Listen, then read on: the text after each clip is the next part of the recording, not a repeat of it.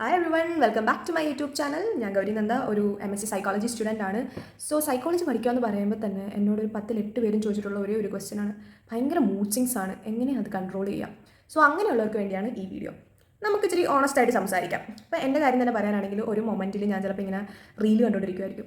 അപ്പോൾ ഈ റീലൊക്കെ കണ്ട് തമാശയുള്ളതൊക്കെ കാണുമ്പോൾ ചിരിച്ചുകൊണ്ടൊക്കെ ഇരിക്കും. പക്ഷേ അടുത്ത സെക്കൻഡിൽ ഞാൻ ആലോചിക്കും, ഞാൻ എൻ്റെ ടൈം എന്തുമാത്രം വേസ്റ്റ് ചെയ്ത് കളയുന്നതെന്ന് പറഞ്ഞ് റിഗ്രറ്റ് ചെയ്യും. അതിൻ്റെ അടുത്ത സെക്കൻഡ് ഞാൻ പറയും സൂപ്പർ മോട്ടിവേറ്റഡ് ആവും. എന്നിട്ട് പറയും എന്തെങ്കിലുമൊക്കെ നേടിയെടുക്കണം എനിക്ക് ജീവിതത്തിൽ. അതിൻ്റെ അടുത്ത സെക്കൻഡിൽ ഒന്നും നടക്കുന്നില്ലെന്നാകുമ്പോഴേക്കും എന്നോട് ആരും ഒന്നും സംസാരിക്കേണ്ട, എനിക്കൊന്നിനും താല്പര്യമില്ല എന്നും പറഞ്ഞങ്ങ് പോകും. സോ സെക്കൻഡുകൾക്കുള്ളിലാണ് വികാരങ്ങളെല്ലാം മാറി മറിയുന്നത്. അതിപ്പോൾ പെട്ടെന്ന് ദേഷ്യം വരുന്നതാണെങ്കിലും, പെട്ടെന്നുള്ള സങ്കടമായാലും, ഇമോഷണൽ ബ്രേക്ക് ഡൗൺസ്, ഒന്നും വേണ്ട, റാൻഡമായിട്ട് തോന്നുന്ന ഇറിറ്റേഷൻസ് ഇല്ലേ, ചില നമ്മൾ തന്നെ ആലോചിക്കും ഞാനിപ്പോൾ എന്തിനാണ് ഇങ്ങനെയൊക്കെ ചെയ്തേ എന്ന് തന്നെ ആലോചിക്കും. അങ്ങനെയുള്ള കാര്യങ്ങളെല്ലാം നിങ്ങളുടെ റിലേഷൻഷിപ്പിനെയോ വർക്കിനെയോ നിങ്ങളുടെ സെൽഫ് എസ്റ്റീമിനെയോ എഫക്റ്റ് ചെയ്യാൻ തുടങ്ങിയിട്ടുണ്ടെങ്കിൽ this video is for you. Okay? കാരണം ഇത് എൻ്റെ അനുഭവത്തിൽ നിന്ന് കൂടിയാണ് ഞാൻ പറയുന്നത്. എനിക്ക് ഒരുപാട് ദിവസങ്ങൾ ഉണ്ടായിട്ടുണ്ട്, എന്തിനാ കരഞ്ഞെന്ന് പോലും അറിയാതെ കിടന്ന് നല്ല രീതിയിൽ കരഞ്ഞിട്ടുള്ള ഒരുപാട് ദിവസങ്ങൾ എൻ്റെ ലൈഫിൽ ഉണ്ടായിട്ടുണ്ട്. അതുപോലെ തന്നെ ചില സമയത്ത് നമ്മൾ റിയാക്ട് ചെയ്യുന്ന രീതി കാണുമ്പോൾ നമുക്ക് നമ്മളോട് തന്നെ ഒരു ദേഷ്യം തോന്നുന്നൊരു സിറ്റുവേഷൻ വരെ ഉണ്ടായിട്ടുണ്ടാവാം പലർക്കും. അങ്ങനെ ഉണ്ടായിട്ടുള്ളവരാണെങ്കിൽ ഒട്ടും ഒരു കുറവൊന്നും വിചാരിക്കേണ്ട, യു ആർ നോട്ട് അലോൺ. ഞാനും ആ ഒരു സിറ്റുവേഷനിലായിട്ടുണ്ട്. സോ ഈ വീഡിയോയിൽ നമ്മൾ പറയുന്നത് എന്തുകൊണ്ടാണ് സൈക്കോളജിക്കലി ആൻഡ് സയൻറ്റിഫിക്കലി എന്തുകൊണ്ടാണ് മൂഡ് സ്വിങ്സ് ഉണ്ടാവുന്നത് എന്നുള്ളത് നമ്മൾ ഈ വീഡിയോ ഡിസ്കസ് ചെയ്യും. ആൻഡ് ഓൾസോ ഫൈനലി നമുക്ക് എങ്ങനെ അവരെ മാനേജ് ചെയ്യാൻ പറ്റും, practical real life ways backed by psychology. ഇത്രയാണ് നമ്മൾ ഈ വീഡിയോയിൽ. സോ നമ്മൾ ആദ്യം പറഞ്ഞ പോലെ എന്തുകൊണ്ടാണ് മൂഡ് സ്വിങ്സ് വരുന്നത്, അതിൻ്റെ പിന്നിലെ സൈക്കോളജി എന്താണെന്ന് നമുക്കൊന്ന് പറയാമല്ലേ. മൂഡ് സ്വിങ്സ് പലരും ചിലപ്പോൾ അത് അനുഭവിക്കുന്നവരല്ലാതെ ഓപ്പോസിറ്റ് നിൽക്കുന്നവർക്ക് പലപ്പോഴും തോന്നിയിട്ടുണ്ട് എന്തൊരു ഓവർ റിയാക്ഷൻ ആണ്, എന്തോ ഓവറാക്കല്ല എന്ന് പലരും കേട്ടിട്ടുള്ളതായിരിക്കും. നീ എന്തിനാ ഇത്ര ഓവർ റിയാക്ട് ചെയ്യുന്ന ഓരോ കാര്യങ്ങൾക്ക്? ശരിക്കും മൂഡ് സ്വിങ്സ് ഓവർ റിയാക്ഷൻസ് ആണോ? അല്ല, അത് ഒരു ഇമോഷണൽ ഷിഫ്റ്റാണ്. നമ്മുടെ ബ്രെയിനിൽ നടക്കുന്ന കെമിസ്ട്രി, ഹോർമോണൽ ഇംബാലൻസ്, സ്ട്രെസ്സ്, അല്ലെങ്കിൽ ചിലപ്പോൾ നമ്മൾ പോലും തിരിച്ചറിയാത്ത പല പല ട്രോമകൾ കൊണ്ട് ഉണ്ടാവുന്ന ഒരു ഇമോഷണൽ ഷിഫ്റ്റാണ് മൂഡ് സ്വിങ് എന്ന് പറയുന്നത്. നിങ്ങളുടെ ബ്രെയിനിൽ രണ്ട് ആൾക്കാരുണ്ട്, അമിഗ്ഡാലയും PFC. ഈ അമിഗ്ഡാല എങ്ങനെയാണെന്ന് അറിയാമോ? ഒരു സെക്യൂരിറ്റി ഗാർഡിനെ പോലെ, അല്ലെങ്കിൽ സെക്യൂരിറ്റി അലാം സിസ്റ്റം പോലെയാണ്. അപ്പോൾ നിങ്ങൾക്ക് അത്ര ഇഷ്ടമല്ലാത്ത എന്തെങ്കിലും ത്രെട്ട് വരുവാണ്, അതായത് ഇപ്പോൾ ഫോർ എക്സാമ്പിൾ ഒരു റൂഡായിട്ടുള്ളൊരു ടെക്സ്റ്റ്, അല്ലെങ്കിൽ ഒരു നെഗറ്റീവ് കമൻറ്റ്, അല്ലെങ്കിൽ മേ ബി നിങ്ങൾക്ക് ഏറ്റവും ഇഷ്ടമുള്ള ഒരാൾ നിങ്ങളെ ഇഗ്നോർ ചെയ്യുന്ന പോലെ നിങ്ങൾക്ക് തോന്നുവാണെങ്കിൽ ഈ അമിഗ്ഡാല വന്നിട്ട് പറയും അങ്ങ് റിയാക്ട് ചെയ്യുക, നിങ്ങൾ ഇനി വേറൊന്നും നോക്കേണ്ട കാര്യമൊന്നുമില്ല, നീ അങ്ങോട്ട് റിയാക്ട് ചെയ്യുക എന്നും പറഞ്ഞിട്ട് ഈ അമിഗ്ഡാല എന്ന് പറയും. പക്ഷേ ഈ നമ്മുടെ PSC എന്ന് പറഞ്ഞിട്ടുള്ള ആളുണ്ടല്ലോ, ഈ പ്രീ ഫ്രണ്ടൽ കോർട്ടെക്സ്, അയാളൊരു റാഷണലായിട്ട് ചിന്തിക്കുന്ന ഒരാളാണ്. അതായത് നീ ഓവർ റിയാക്ട് ചെയ്യല്ലേ മോളെ, വെറുതെ നിന്നെ തന്നെ നാണം കെടുത്തരുത്, നീ ഒന്ന് ഇതിനെക്കുറിച്ചൊന്ന് കാമായിട്ട് ചിന്തിച്ചു നോക്ക് എന്ന് പറയുന്ന ഒരാളാണ്. പക്ഷേ നിങ്ങൾക്ക് ചിലപ്പം ഉറക്കമില്ലായ്മയോ അല്ലെങ്കിൽ നിങ്ങളുടെ സ്ട്രെസ്സോ വേറെന്താ, നിങ്ങൾക്ക് ഹോർമോൺ ഇംബാലൻസ് ഉണ്ടെങ്കിലോ, അല്ലെങ്കിൽ നിങ്ങൾ ഇമോഷണലി വേറെ എന്തെങ്കിലും സിറ്റുവേഷൻ കൊണ്ട് ട്രിഗർ ആയിരിക്കുവാണെങ്കിൽ എന്ത് സംഭവിക്കും? ഈ PFC, അതായത് ആലോചിച്ച് ചിന്തിച്ച് ചെയ്യുന്ന ആളങ്ങ് വീക്കാവും, അമിഗ്ഡാല കയറി പണി തുടങ്ങും. അപ്പോൾ എന്ത് പറ്റും? നിങ്ങൾ കരയും, ഷട്ട് ഡൗൺ ആവും, ഓവർ റിയാക്ട് ചെയ്യും, അല്ലെങ്കിൽ നിങ്ങളുടെ ലോജിക് എന്ന് പറയാം, നിങ്ങളുടെ ലോജിക്കലി ചിന്തിക്കുന്ന ആൾ ഇപ്പോൾ പണിയെടുക്കാണ്ടാവും എന്ന് വേണമെങ്കിൽ പറയാം. സോ അതിനെ നമുക്ക് എങ്ങനെ പറയാൻ വേണമെങ്കിൽ ഒരു ഇമോഷണൽ ഹൈജാക്കിംഗ് എന്ന് വേണമെങ്കിൽ പറയാം. കാരണം നിങ്ങളുടെ ഇമോഷൻസ് നിങ്ങളുടെ ബ്രെയിനിൻ്റെ ലോജിക്കിനെ ഹൈജാക്ക് ചെയ്ത് മേളിൽ കയറും. ഓക്കെ? സോ അങ്ങനെയാണ് മൂഡ് സ്വിങ്സ് വരുന്നതും. അത് ബ്രെയിനിൽ നടക്കുന്നൊരു കാര്യമാണ്. It's very intense. ഇറ്റ്സ് നിങ്ങളുടെ മനസ്സിൻ്റെ ഒന്നുമല്ല, നീ ഓവർ റിയാക്ട് ചെയ്യില്ല, ഇതൊക്കെ നിൻ്റെ തോന്നലാണ് എന്ന് പറയുന്നവരോട് പറയുക, it's not like that, it's happening in your brain. Okay? So now the question is, ഇത് എന്തുകൊണ്ടാണ് ഇങ്ങനെയൊക്കെ നടക്കുന്നത്? അതിന് പല കാരണങ്ങളുണ്ട്. ഫസ്റ്റ് വൺ നമുക്ക് വേണമെങ്കിൽ പറയാം, അൺറിസോൾവ് ട്രോമ, അല്ലെങ്കിൽ ഒരു പാസ്റ്റ് ഇമോഷണൽ വൂൺസ് എന്ന് വേണമെങ്കിൽ പറയാം. അതായത് പലർക്കും ചൈൽഡ്ഹുഡിലൊക്കെ നടന്നിട്ടുള്ള എന്തെങ്കിലും ട്രോമ നിങ്ങൾ പോലും അറിയാതെ നിങ്ങളുടെ ഉള്ളിൽ കിടപ്പുണ്ടാകും. സോ അതുകൊണ്ടാകാം. അല്ലെങ്കിൽ സപ്രസ്ഡ് ഇമോഷൻസ്. നമ്മൾ എപ്പോഴും എന്തെങ്കിലും ഒരു ഹാർഡ് സിറ്റുവേഷനിലൂടെ കടന്നു പോകുമ്പോഴേക്കും ചിലരൊക്കെ അത് എക്സ്പ്രസ് ചെയ്യും, ചിലരൊക്കെ അതിങ്ങനെ ഉള്ളിൽ വെച്ചുകൊണ്ട് നടക്കും. പുറമേ നോക്കുമ്പോൾ ഐ എം ഫൈൻ, എനിക്ക് കുഴപ്പമൊന്നുമില്ല എന്ന് പറയുന്നവരായിരിക്കും. പക്ഷേ അവരുടെ ഉള്ളിൽ ഒരുപാട് ഫീലിങ്സ് ആരോടും പറയാതെ ഉണ്ടാവും. അങ്ങനെ ഇമോഷൻസ് സപ്രസ് ചെയ്യുന്നവർക്കും ഇതുണ്ടാകാം.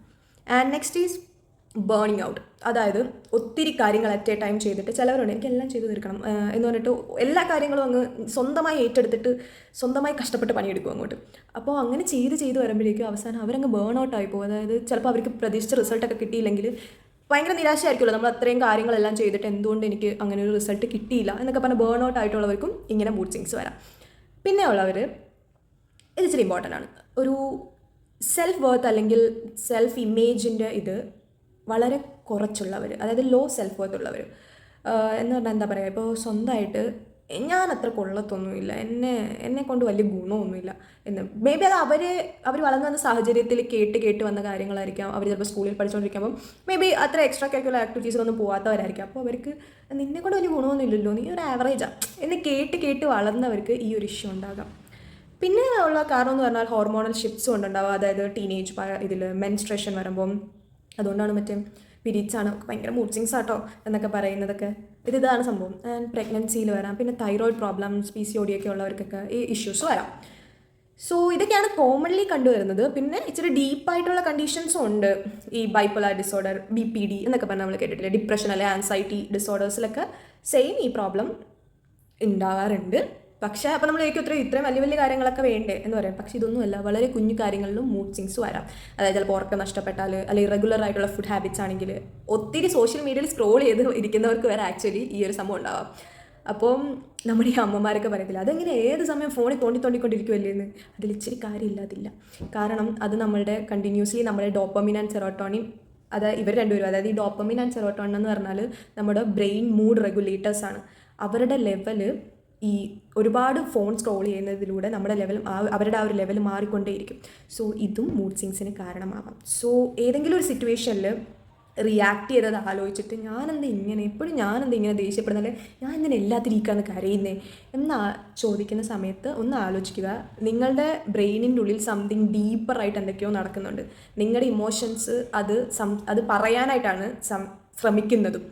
സോ ഇത് മാറ്റാനുള്ള ഫസ്റ്റ് കീ എന്ന് പറയുന്നത് തന്നെ, എന്താണോ നിങ്ങളുടെ ഇമോഷൻസ് പറയുന്നത് അത് ലിസൺ ചെയ്യുക, ഒരിക്കലും സപ്രസ് ചെയ്യരുത്. ഓക്കെ, സോ ഇനിയാണ് നമ്മളുടെ മെയിൻ പാർട്ട്, സൊല്യൂഷൻസ്. ഇവിടെ നമുക്ക് പോസിറ്റീവ് വൈബ്സ് അതൊന്നും വേണ്ട, നമുക്ക് ഇച്ചിരി റിയൽ ആൻഡ് സൈക്കോളജിക്കലി സംസാരിക്കാം. സോ ഫസ്റ്റ് ചെയ്യാൻ പറ്റുന്ന കാര്യം എന്ന് പറഞ്ഞാൽ ലേബൽ യുവർ ഇമോഷൻസ്. അതായത് നിങ്ങൾക്ക് എന്താണോ ഫീൽ ചെയ്യുന്നത് അതങ്ങ് എഴുതി വയ്ക്കുക. ഇപ്പോൾ for example, I'm not just angry, I feel ഡിസ്റെസ്പെക്റ്റഡ്.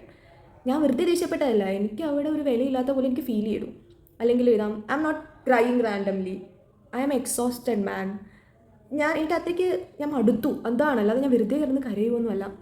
Actually നമ്മളുടെ ഇമോഷൻ ലേബൽ ചെയ്ത് വെക്കുന്നത് നമ്മളുടെ എന്താ പറ്റുന്നതെന്ന് വെച്ചാൽ, അപ്പോൾ നമുക്ക് റീസൺസ് കാര്യങ്ങളെല്ലാം അറിയാം. അപ്പോൾ നമ്മുടെ റാഷണൽ ബ്രെയിൻ നമ്മുടെ അമിഗ്ഡാലെ ഒന്ന് കാം ചെയ്യും. അപ്പോൾ പെട്ടെന്ന് റിയാക്ട് ചെയ്യുന്ന പരിപാടി നിൽക്കും. അതാണ് ഫസ്റ്റ് സ്റ്റെപ്പ്. പിന്നെ ചെയ്യാവുന്നത് എന്താണെന്ന് വെച്ചാൽ, കീപ്പ് എ മൂഡ് ജേണൽ. അതായത് ഇത് ഞാൻ ചെയ്യുന്നൊരു കാര്യമാണ്. ഇപ്പോൾ ഫോർ എക്സാമ്പിൾ ഭയങ്കരമായിട്ട് വിഷമമൊക്കെ തോന്നിയാൽ, ഭയങ്കര ഇതായിട്ട് തോന്നിയാൽ ഞാൻ എഴുതി വെക്കും, എന്താണ് എന്നെ ട്രിഗർ ചെയ്തത്, എന്താണ് എൻ്റെ മൂഡിനെ ട്രിഗർ ചെയ്തത്, ആ സമയത്ത് ഞാൻ എങ്ങനെയാണ് റിയാക്ട് ചെയ്തത്. ആൻഡ് തേർഡ് വൺ ആണ് ഇമ്പോർട്ടൻറ്റ്, എനിക്ക് എങ്ങനെ റിയാക്ട് ചെയ്യാമായിരുന്നു, ഞാൻ ചെയ്ത രീതി കറക്റ്റായിരുന്നു. അത് ഇച്ചിരി കഴിഞ്ഞ്, അതായത് നിങ്ങളുടെ ഈ ദേഷ്യവും പരിപാടിയെല്ലാം കഴിഞ്ഞിട്ട് ഇച്ചിരി ഒന്ന് കാമായിട്ടിരിക്കുന്ന സമയത്ത് അതൊന്ന് ആലോചിച്ച് നോക്കണം. അപ്പോൾ സംഭവിക്കുന്നത് എന്താണെന്ന് വെച്ചാൽ, യു വിൽ നോട്ടീസ് പാറ്റേൺസ്. അതാണ് നമ്മളുടെ ഫസ്റ്റ് സ്റ്റെപ്പ് ടു ചേഞ്ച് എന്ന് പറയുന്നത് തന്നെ. നമ്മൾ ഓക്കെ ഇങ്ങനെ എനിക്ക് ചെയ്യാമായിരുന്നല്ലേ എന്ന് തിരിച്ചറിയുന്ന ആ ഒരു നിമിഷത്തിലാണ് ഓക്കെ എനിക്ക് ചേഞ്ച് ചെയ്യാൻ പറ്റുമെന്ന ഉള്ളൊരു സംഭവം വരുന്നത്. ഓക്കെ, തേർഡ് വൺ എന്ന് പറയുന്നത് സ്ലീപ്പ് ആൻഡ് ഫുഡ്. ഇതാണ് ഫൗണ്ടേഷൻ ഗൈസ്. നിങ്ങളിത് ചെയ്യുന്നില്ലെങ്കിൽ വേറെ എന്തൊക്കെ ചെയ്തിട്ടും ഒരു കാര്യമില്ല. നന്നായിട്ട് ഉറങ്ങണം. കാരണം ഒട്ടും ഉറങ്ങാത്തത് നിങ്ങളുടെ ഇമോഷണൽ ഡിസ്റെഗുലേഷൻ ഉണ്ടാവും. പിന്നെ പറഞ്ഞിട്ട് കാര്യമില്ല, പിന്നെ അതിന് തോന്നുന്നില്ലേക്ക് അത് ചെയ്യും. അതുകൊണ്ട് തന്നെ നന്നായിട്ട് ഉറങ്ങുക. പിന്നെ ഫുഡിൽ നല്ല പ്രോട്ടീൻ, ഫൈബർ അങ്ങനെ ഉള്ള സാധനങ്ങളൊക്കെ ഉൾപ്പെടുത്തുക. അതൊക്കെയാണ് നമുക്ക് ചെയ്യാൻ പറ്റുന്നത് ഫുഡിലും ഉറക്കത്തിലും. And the fourth one is cognitive reframing. എന്താണ് കോഗ്നിറ്റീവ് റീഫ്രെയിമിങ്? ഈ കോഗ്നിറ്റീവ് എന്ന് പറഞ്ഞാൽ തന്നെ നമ്മുടെ തോട്ട്സ്, ഇമോഷൻസ് അതൊക്കെയാണ് കൂടിച്ചേരുന്നതാണ് കോഗ്നിറ്റീവ് ആക്ടിവിറ്റി എന്ന് പറയുന്നത്. സോ നമ്മളുടെ അത് റീഫ്രെയിം ചെയ്തെടുക്കാം നമുക്ക്. അതായത് നമ്മുടെ തോട്ട്സ് ആണ് നമ്മുടെ മൂഡ് എന്ന് പറയുന്നത്. അപ്പോൾ ഞാൻ ആലോചിക്കുകയാണോ, ഞാൻ ഒരു പരാജയമാണ്, എന്നെ കൊണ്ടൊന്നും പറ്റത്തൊന്നുമില്ല എന്ന് വിചാരിച്ചാൽ തീർന്നു. നിങ്ങളുടെ മൂഡ് അങ്ങനെയാണ്, നിങ്ങളതനുസരിച്ച് പ്രവർത്തിക്കത്തുള്ളൂ.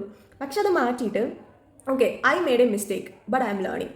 ഞാൻ ചിലപ്പോൾ ജീവിതത്തിലൊരു തെറ്റൊക്കെ ചെയ്തിട്ടുണ്ട്, അത് പക്ഷെ ഞാൻ അതിൽ നിന്ന് ഞാൻ പഠിക്കുകയാണ് എന്നങ്ങ് റീഫ്രെയിം ചെയ്തെടുക്കുക. നിങ്ങൾക്ക് റിലേറ്റ് ചെയ്യാൻ പറ്റുന്നൊരു കാര്യം ഞാൻ പറഞ്ഞുതരാം.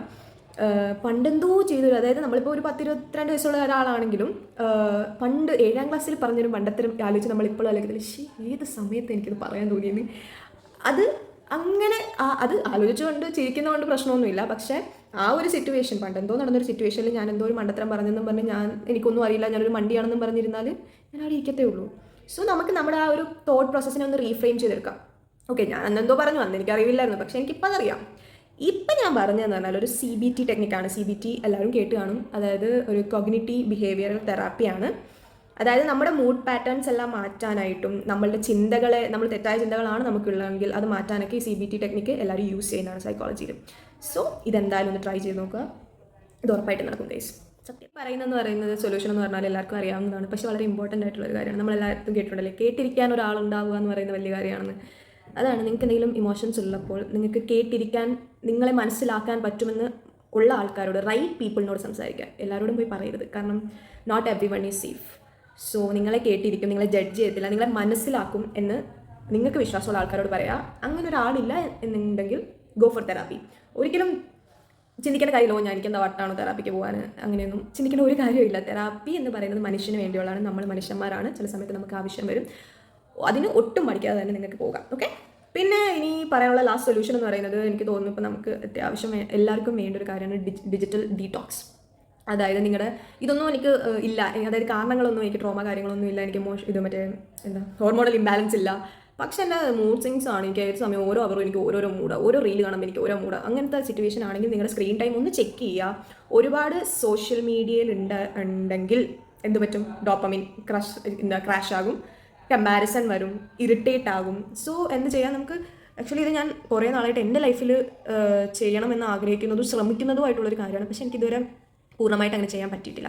1 മണിക്കൂർ നമ്മൾ സ്ക്രീനെ യൂസ് ചെയ്യാതെ ജസ്റ്റ് ഒന്ന് വെറുതെ ഇരിക്കുക, അല്ലെങ്കിൽ എന്തെങ്കിലും ചെയ്തുകൊണ്ടിരിക്കുക. ഇത് ആക്ച്വലി ലൈഫ് ചേഞ്ചിങ് ഡിസിഷൻ ആണെന്നാണ് പലരും അറിവുള്ളവർ പറയുന്നത്, പക്ഷേ എനിക്കും ചെയ്യാൻ പറ്റിയിട്ടില്ല. നിങ്ങൾക്ക് ആർക്കെങ്കിലും ചെയ്യാൻ പറ്റിയിട്ടുണ്ടെങ്കിൽ നിങ്ങൾക്ക് എന്താണത് കഴിഞ്ഞ് ഫീൽ ചെയ്തത്, ഡു കമൻറ്റ് ബിലോ, എല്ലാവരും അറിയട്ടെ. സോ എല്ലാവരും അതൊക്കെ ചെയ്യട്ടെ.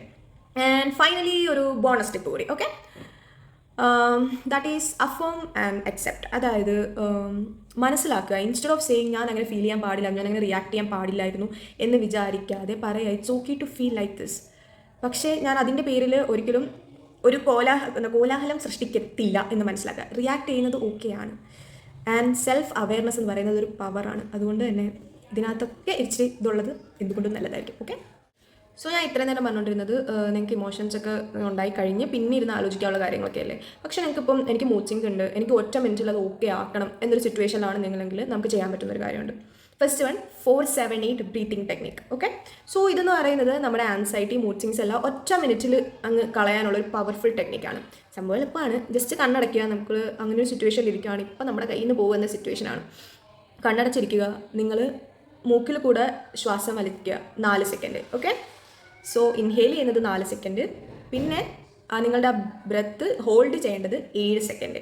ഓക്കെ, സോ ഇൻഹേൽ ചെയ്തു 4 സെക്കൻഡിൽ, 7 സെക്കൻഡിൽ അത് ഉള്ളിൽ വെച്ചു, എന്നിട്ട് എക്സേൽ ചെയ്യണം. എക്സേൽ ചെയ്യുന്നത് എന്ത് ചെയ്യണം, 8 സെക്കൻഡിൽ എക്സേൽ ചെയ്യണം. അതാണ് 4-7-8 ബ്രീത്തിങ് ടെക്നിക്.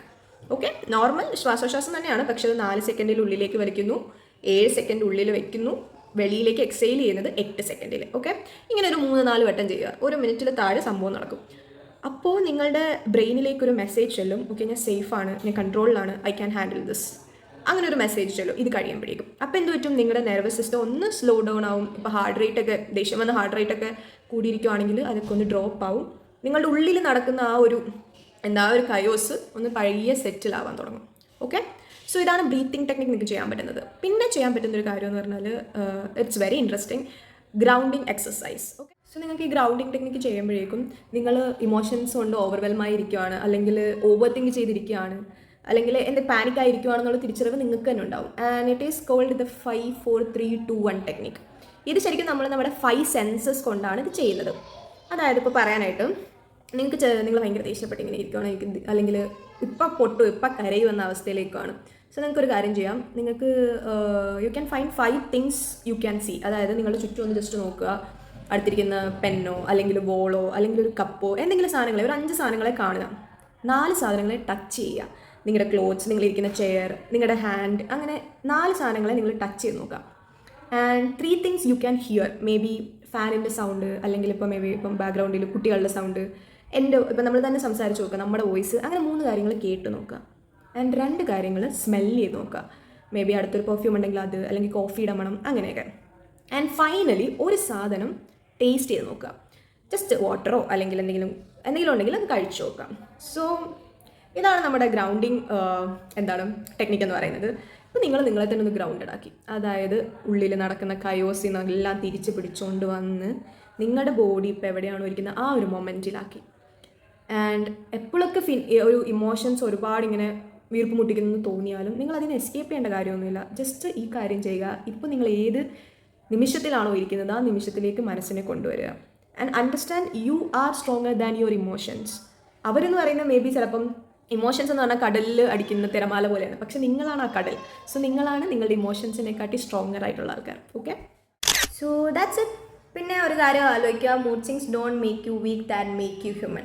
ആൻഡ് ഓൾസോ നിങ്ങൾ ഈ വീഡിയോ ഇതുവരെ കണ്ടിട്ടുണ്ടെങ്കിൽ you are trying to understand yourself better. അത് തന്നെ നിങ്ങളുടെ ഏറ്റവും വലിയ സ്ട്രെങ്ത് ആണ്.